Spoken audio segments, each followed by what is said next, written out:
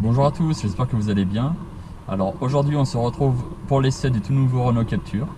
Avant tout, si c'est la première fois que vous tombez sur cette chaîne, n'hésitez pas à vous abonner pour voir tous les essais. Allez, jingle!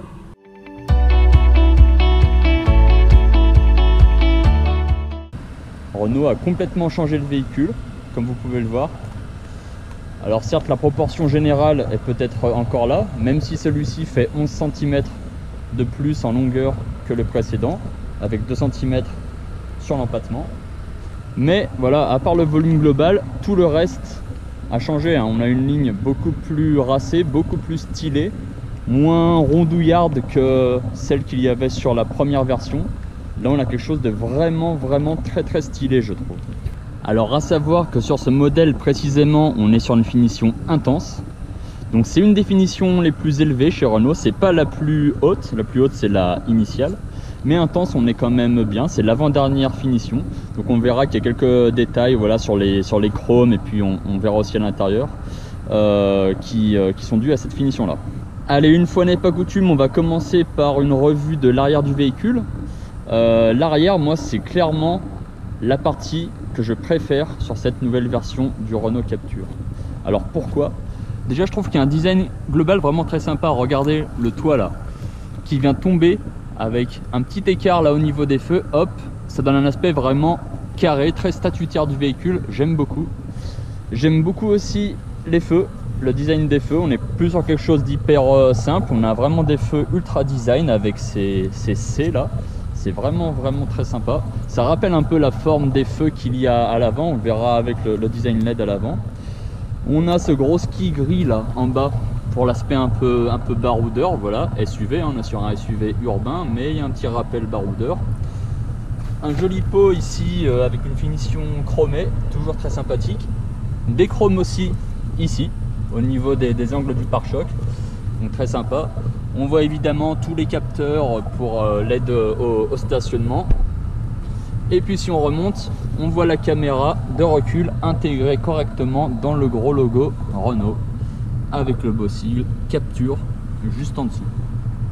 Pour terminer sur l'arrière, ce petit béquet que j'aime bien aussi, qui donne un bel aspect sportif au véhicule, qui s'intègre bien dans la suite du toit là, qui plonge un petit peu comme ça, c'est chouette.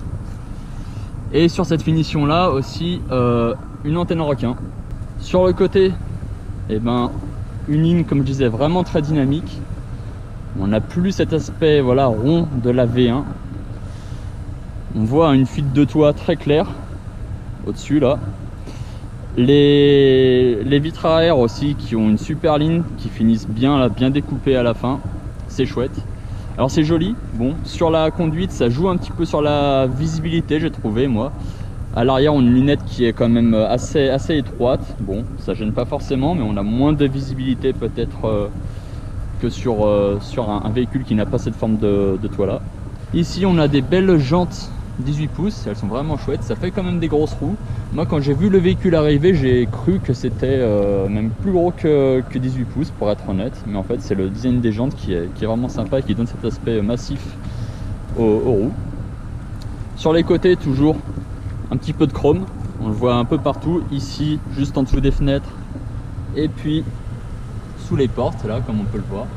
C'est hyper classe. Vous aurez remarqué évidemment que la carrosserie est orange mais que le toit est noir, donc on a le choix sur le Captur de faire, voilà, deux couleurs différentes pour le toit et pour le reste de la carrosserie. Et une belle garde au sol, donc de plus de 14 cm je crois. Donc voilà, ça permet comme ici d'aller s'aventurer un petit peu dans des chemins caillouteux ou des chemins en terre. Et puis en ville, de passer, pourquoi pas, quand c'est nécessaire, les trottoirs. Les clignotants, je les ai allumés, donc intégrés dans les rétroviseurs. Et à l'avant, eh ben, on retrouve donc le fameux design maintenant des phares Renault avec cette signature LED en C. Des détails chromés un petit peu partout à l'avant aussi. On voit ici le ski gris là pour l'aspect baroudeur et cette calandre aussi vraiment chouette. Donc moi je trouve que l'arrière est quand même supérieur à l'avant, mais l'avant est quand même très beau, notamment avec tous ces détails chromés ici sur cette finition, hein.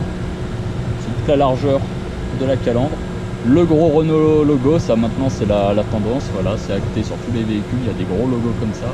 Et des petites touches aussi chromées ici. Bref, un véhicule vraiment très sympathique au niveau du design. Merci Renault d'avoir relancé un peu le design, parce que ces derniers temps sur leur véhicule, pour être honnête, je trouvais qu'il n'y avait pas vraiment de gros efforts sur le design. Là, c'est chose réparée avec ce nouveau Renault Captur. Alors sur l'intérieur, pour rentrer, eh ben, on utilise cette fameuse clé carte Renault, voilà. Donc il n'y a rien à faire, il suffit de s'approcher avec la clé dans la main ou dans la poche. Le véhicule reconnaît, le rétroviseur se déplie et on peut embarquer. Petite musique d'accueil, animation voilà, qui est paramétrable d'ailleurs. Et puis bah, une fois à l'intérieur, là, waouh, on a deux couleurs, du noir et du orange, le même orange que la carrosserie à l'extérieur, donc très sympa. On est sur des matériaux de bonne qualité, du plastique moussé ici sur la planche de bord. On a un volant très agréable au toucher. D'ailleurs le volant globalement je le trouve vraiment très sympa. Il a un petit méplat un peu en dessous et puis en haut c'est léger, ça lui donne un aspect un peu sport, j'aime bien moi. On a une bonne prise en main sur le volant, voilà, avec les surpiqûres en plus là. Le seul petit défaut que j'ai trouvé à l'utilisation sur le volant, c'est peut-être ces plastiques là, moi je les aurais raccourcis un petit peu avant là si j'avais été à la place de Renault. C'est pas très grave hein, mais en fait à la conduite, quand on a la paume qui touche le plastique là un petit peu, voilà, on sent la différence entre ce matériau très agréable et puis celui-ci un peu moins. Bon, je dirais pas que c'est gênant mais on sent quand même la différence, voilà. Toutes les commandes électroniques évidemment pour les vitres sur le côté, les rétroviseurs aussi. Des petites touches piano pour voilà, les configurations d'aide à la conduite, des feux, etc. Régulateur de vitesse ici, téléphone et réglage des options sur l'écran du tableau de bord, je vais en reparler. Le son pour la radio sur la petite commande derrière. À noter les palettes au volant. Oui, parce que là on est sur une boîte auto, donc on peut passer les vitesses ou rétrograder via les palettes au volant. C'est pratique pour avoir un peu de reprise des fois. Et évidemment commande des phares et commande des rétroviseurs, des essuie-glaces juste derrière. Allez, on va démarrer le véhicule. Donc pour le démarrer, il faut évidemment que la carte soit quelque part dans le véhicule ou dans votre poche. On maintient le frein appuyé et puis on démarre avec ce bouton là. Hop, on va couper la radio. Voilà. Donc qu'est-ce qu'on a ici? Qu'est-ce qu'on peut voir? Alors je le disais, sur le tableau de bord, sur cette finition intense, hein, c'est pas sur toutes les finitions, un tableau numérique avec le compteur au milieu. Différentes informations autour du compteur qu'on peut configurer. Donc la première, moi j'ai fait cette config là parce que je l'aime bien, c'est les chevaux et le couple disponible en fonction du régime moteur dans lequel je suis. Donc là par exemple je suis à l'arrêt, mais si j'accélère, on voit que le moteur, je vais lui demander du couple et un peu de chevaux. Donc là il reste pas, il stabilise pas puisque je ne roule pas. Donc je disais que c'était configurable, c'est-à-dire qu'en appuyant sur le petit bouton ici, hop, et les flèches ici, je peux aller changer ça. Donc j'ai soit les chevaux et le couple, soit un indicateur de consommation, une feuille aussi.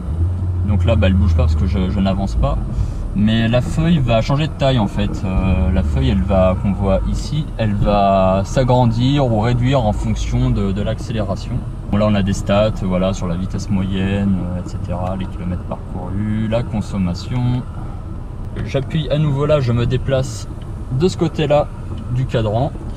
Donc là on peut choisir d'avoir le GPS, donc évidemment il y a un GPS intégré, mais on peut avoir les informations sur les directions à prendre, retourner à droite, gauche, les distances des croisements, etc.